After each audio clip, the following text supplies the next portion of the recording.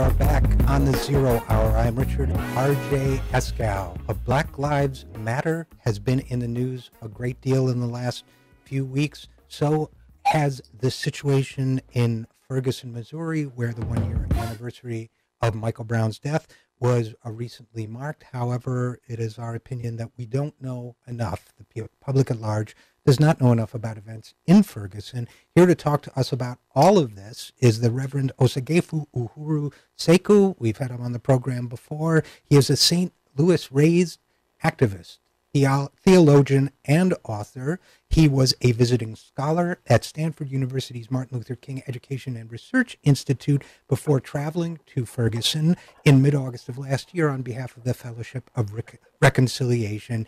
He has trained thousands in civil disobedience and nonviolent resistance, and as of May of this year, he has moved back to St. Louis full-time to organize with the local groups in the ongoing struggle for economic justice and the end of police brutality. Reverend Sekou, as always, thank you so much for joining us. Thank you. It's a pleasure to talk to you, dear brother. First of all, I must ask you, we had some events last week, and they, to me, were quite shocking, and it was also shocking to me that the public did not learn more about them. There was another police shooting, which got some attention, but there were other, it appears to me, at least observing from a distance, acts of aggression, both physical and otherwise, against the peaceful demonstrators who massed there. Is that a fair, accurate observation on my part? Yes, the police responded in their typical fashion in the greater St. Louis region, particularly the Ferguson Police Department, the St. Louis County Police Department. Used chemical agents against protesters, pepper spray, as well as tear gas, which also included a shooting of a young man whose life has been hanging in the balance. And we will continue to resist. It happened, he was shot on the one-year anniversary of the killing of Michael Brown, and we find ourselves in a situation, again, that is very familiar. But also during that weekend, a group of young organizers played a very key role in pulling together a weekend of commemoration and celebration with United We Fight, 365 days, now some 370 days they've been in the street on the battlefield, struggling over and against the various forms of police repression. On Monday, a more Monday action, close to 200 of of the community of conscience who were arrested in various actions. And those, we read something about those. I think most people did, saw some of the headlines. Now, what were the charges? Those were nonviolent protests, correct? So what were the charges in those 200 arrests? I mean, what's been interesting is that when we were arrested at the Thomas Eagleton Courthouse, which is the home of the Justice Department and the U.S. Marshals, they barricaded the building as we requested a meeting with Attorney General Callahan, who is the representative for the Department of Justice here in St. Louis. And they barricaded a group of clergy from coming in. And so we climbed the barricade, was subsequently arrested by the St. Louis Police Department, then transferred to the custody of the Department of Homeland Security and escorted to the U.S. Marshals, where we were placed in federal detention. And had our mouths swabbed, DNA tests taken, fingerprints, a number of biometric activities and technologies used to police citizens. And so we are, facing federal charges as a federal misdemeanor from the folks who were arrested at the courthouse. And then a number of charges were brought against protesters and their supporters, so people who were illegal observers. So folks who were actually not in the protest on 170 that shut the highway down for hour or so backing up traffic and distributing the discomfort that we feel as people of African descent every day in America. And so, in that context, a number of the protesters, over, we believe, well over 100 were arrested and received a number of charges, combined with a state of emergency that was extended in Ferguson and St. Louis County, which, in that context, the the county counselor issued charges from a year ago, which included against journalists Right. and other folks who have been protesting over the last year. And so it's clear that Ferguson is becoming a police state, the use of the municipal courts in order to be punitive against those who engage in their First Amendment rights. Now, I have to say, Reverend Sekou, that my brain is trying to process all this, but what I hear you say to a certain extent is citizens of what is described as a free country were arrested trying to go into a public space, a government space that is supposed to be for the citizens, in order to meet a representative of the government, that the federal government that is supposedly elected by the citizens, and for so doing had the power of the state brought down upon them in the form of arrest and examination and confinement and potential future legal issues as well. So I don't think people understand that that's what's going on. Yes, that is exactly what's happening, that we are in this moment where a new movement of resistance has emerged and new generations of leaders are encountering the old brutality of the state.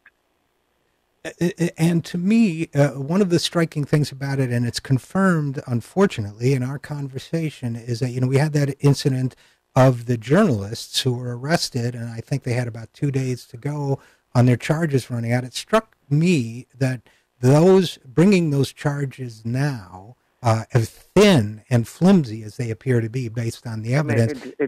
They're behaving like the old Confederacy. Right. That there's a certain kind that while the Confederate flag has come down in South Carolina, it is yet alive in the Missouri judicial system and policing apparatus. Well, yeah, listening to it, it feels like a time machine trip back to those bad old days.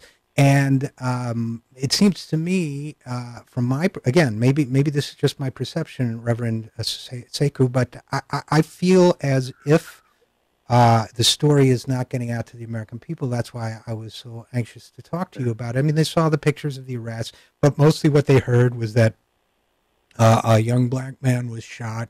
And they, for example, my understanding is that the police officers who shot the young man were they dressed in plain clothes, or were they identified Yes, as the police? officers who shot Tyrone Harris were in plain clothes. He was 18 years old, and that they had agents inside the protest.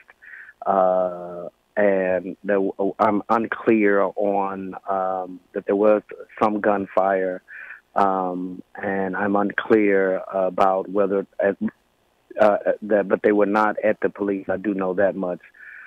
And we're just at this moment where this is an all-out resistance movement and rebellion, which is compounded by the fact that the Oath Keepers have been on the street milling among protesters with machine guns, but a kid walking down the street with sagging pants and a baseball cap walking in the middle of the street can be gunned down, and the state does not respond to his life, while at the same time affirming the right of the Oath Keepers to mill around peaceful protests with machine guns.